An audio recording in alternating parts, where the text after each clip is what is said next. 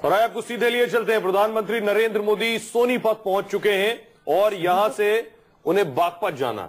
सोनीपत, और ये तस्वीरें हम आपको दिखा रहे हैं। यहां से ईस्टर्न पेरिफेरल एक्सप्रेसवे का वो उद्घाटन करेंगे।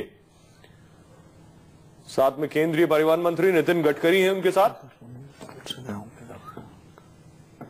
और ये ईस्टर्न एक्सप्रेसवे लगभग 135 किलोमीटर लंबा है। कई राज्यों को, शहरों को जोड़ता है। खासियत इसकी ये है। और दूसरी बड़ी चीज ये है कि जो यूपी से हरियाणा और हरियाणा से यूपी जाना चाहते हैं उन्हें दिल्ली होकर जाने की जरूरत नहीं है। वो इस ईस्टर्न पेरिफेरल एक्सप्रेसवे के जरिए हरियाणा से सीधे उत्तर प्रदेश और उत्तर प्रदेश से सीधे हरियाणा दाखिल हो सकते हैं।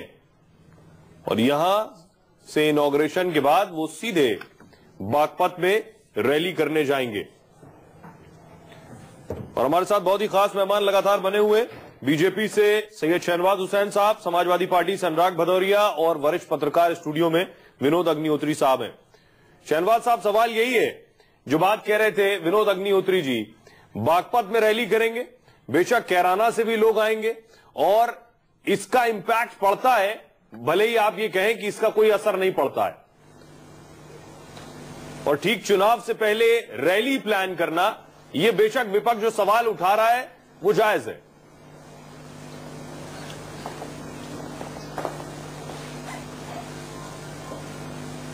देखिए, मैंने इसका जवाब पहले भी दिया है कि प्रधानमंत्री जब भी चुनाव हो तो रूल नियम से चलते हैं। और चुनाव आयोग, जब यूपीए गवर्नमेंट भी थी, जब कहीं हमारी विरोधी सरकार होती है तो बगल के जिले में कार्यक्रम पे रोक नहीं होती है। ये मोदी जी के लिए ऐसा फॉर्मूला क्यों गढ़ा जा रहा है, ऐसी सलाह क्यों हमें दे रहे हैं? हम तो ये कह रहे हैं क्यों? विनोद जी की सलाह नहीं है, लेकिन विनोद जी ने अपने एतराज मतलब कहा है कि हाँ, रैली होती है ना। जब बागपत जाएंगे, देखा आपने दिल्ली में 45 डिग्री सेल्सियस में 30,000 से ज्यादा लोग खड़े थे, इतनी बड़ी भीड़ थी। तो क्या लोगों के आंख पर पट्टी बांध दें, अपने महबूब रहनुमा को न देखने दें? राहुल गांधी जी जाएंगे तो कितने लोग होंगे, अखिलेश यादव जाएंगे कितने लोग होंगे? प्रधानमंत्री जाते हैं, लोग उमड़ते हैं। अभी बागपत में देखिएगा कितनी बड़ी भीड़ आई है। तो प्रधानमंत्री को लोग देखना चाहते हैं। गरीब का बेटा देश की गरीबी सवाल ये कर रहे हैं, दूर करने के लिए काम कर रहा है। गरीब का बेटा अपना जीवन समर्पित कर रहा है। कैराना में चुनाव है तो बागपत में रैली क्यों? वो रैली पर सवाल कर रहे हैं। सर, मैं कह रहा हूँ रूल नियम क्या खिलाफ है? क्या उद्घाटन वहां हो रहा है तो क्या ये मना है क्या? आप बता दीजिए, कहीं संविधान का उल्लंघन हो रहा है? मॉडल कोड ऑफ कंडक्ट को तोड़ रहे हैं। अब हमारे मुखालफिन जो हैं उनको लग रहा होगा ये न करें वो न करें, तो विरोधी पार्टी तो अपने बारे में कहेगी, लेकिन देश भर में कार्यक्रम होगा। देखिए, विनोद जी ने कहा ना कि नेपाल गए, वो कार्यक्रम भी दिखा। तो या तो चुनाव आयोग से एक ऑर्डर करा दीजिए कि जब तक कहीं भी बाई इलेक्शन हो, कहीं भी इलेक्शन हो, टेलीविजन पर मोदी जी न दिखे। इतना क्यों मोदी जी से डर लगता है भाई भदौरिया जी? भारत का कोई प्रधानमंत्री होगा उसका सम्मान ऐसा ही होगा, क्योंकि प्रधानमंत्री का सम्मान माने देश का सम्मान। लेकिन प्रधानमंत्री उसको भारतीय जनता पार्टी के हिसाब से सम्मान को यूज करना चाहते हैं, तो ये तो गलत बात है ना। ये बहुत अगर प्रधानमंत्री ये बोले विदेश में जाके कि उस मंत्री ने मेरे को गले लगाया, वहां के पुतिन ने मेरे हाथ मिला के मुझे हाथ पकड़ के ले गया, तो भैया इसलिए ले गया क्योंकि आप हमारे इंडिया के माने भारत के प्रधानमंत्री हैं, व्यक्ति विशेष को नहीं, प्रधानमंत्री को। तो प्रधानमंत्री को यह सोचना चाहिए, भारतीय जनता पार्टी को, कि जब प्रधानमंत्री का सम्मान होता है तो किसी व्यक्ति का, बीजेपी का सम्मान नहीं हो रहा है, इस देश का सम्मान होता है। इसलिए हमारा देश इतना मजबूत है, यहाँ कोई भी प्रधानमंत्री होगा उसको इतना ही सम्मान मिलेगा। मैं तो देश के प्रधानमंत्री की रैली पर ऐतराज क्यों है आपको बागपत में? आप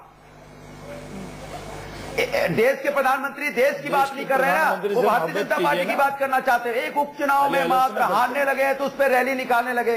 प्रधानमंत्री जी देश की जगह एक अपनी व्यक्ति विशेष पार्टी को सपोर्ट करने लगे। वो वहां पे जाके कहेंगे जाके अभी हमने ये किया, हमने वो किया, झूठ पे झूठ, झूठ पे झूठ, झूठ पे झूठ। अरे क्या काला धन ले आए? नहीं, मैं आपसे पूछता हूं, क्या फार्मर ने सुसाइड किया उसके घर जाएंगे? क्या उसको पैसे देंगे? नहीं देंगे, उसके घर नहीं जाएंगे, नहीं जाएंगे, मैं जानता हूं। क्या प्रधानमंत्री जी बोलेंगे बेरोजगारी पे? नहीं बोलेंगे। क्या प्रधानमंत्री जी बलात्कारों पे बोलेंगे? नहीं बोलेंगे। क्या प्रधानमंत्री मुजफ्फरनगर दंगे में इतने लोग मर गए थे, घर गए थे अखिलेश यादव, कब्जा कर लिया मुजफ्फरनगर के दंगे में इतने लोग मरवा दिए आप लोगों ने। कम से कम 100 किसी के घर अखिलेश यादव भारत का झंडा लहरा देते। ये देखो मैंने पाकिस्तान पे कब्जा कर लिया 100 किलोमीटर। अनुराग जी, दूसरों को सुनिए। अनुराग जी, माहौल ऐसा पाकिस्तान जिंदाबाद, पाकिस्तान मुर्दाबाद, पाकिस्तान का नारा लगा। अनुराग जी हो गया आपका टाइम।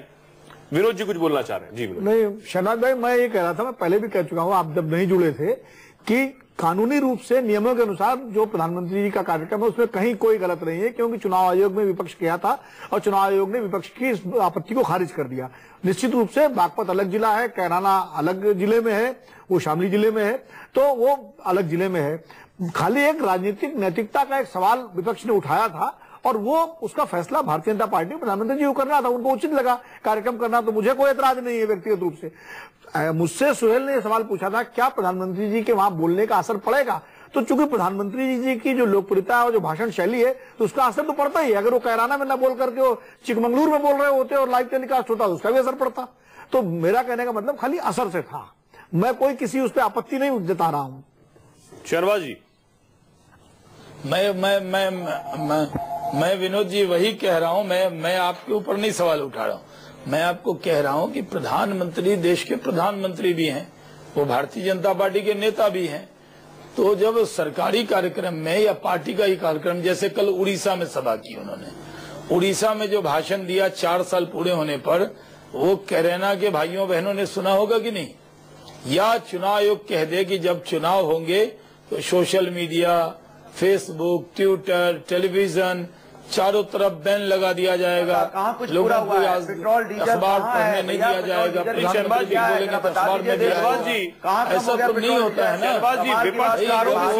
जब वो मतलब तो होना चाहिए ना। विपक्ष, अनुराग जी आप ही का सवाल पूछ रहा हूँ, विपक्ष का आरोप इसलिए है आप गोरखपुर जैसी सीट हार गए, अरे विनोद जी को जैसी सीट हार गए, उसके बाद उनको लग रहा है कि आपको कैराना अब नाक की लड़ाई है, यहां से बहुत सी चीजें तय होंगी कम से कम उत्तर प्रदेश में, इसलिए आपने प्रधानमंत्री को आगे कर दिया। योगी आदित्यनाथ कैराना में जाकर प्रचार करने गए, बेशक वो गोरखपुर और फूलपुर ना गए हो प्रचार के लिए।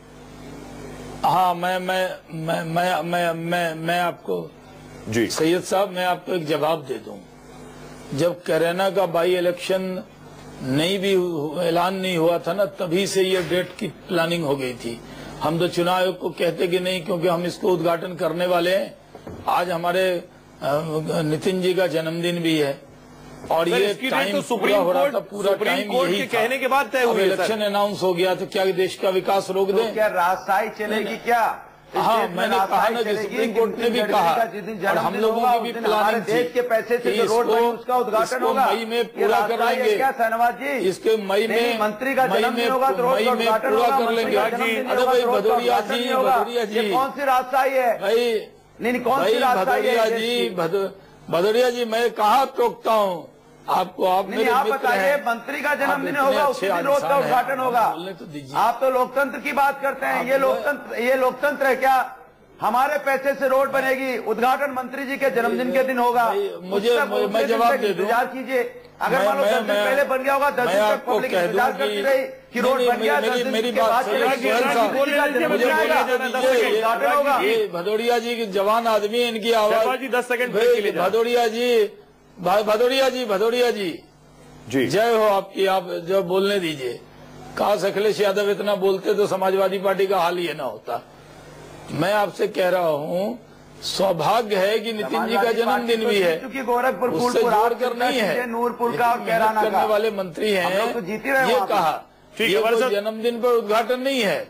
मैं आपको कह रहा हूँ, उनको जन्मदिन की बधाई दीजिए, बढ़िया काम कर रहे हैं, उसकी तारीफ कीजिए। अच्छी सड़क से चिढ़ क्यों हो रही है, हसद क्यों है, जलन क्यों है?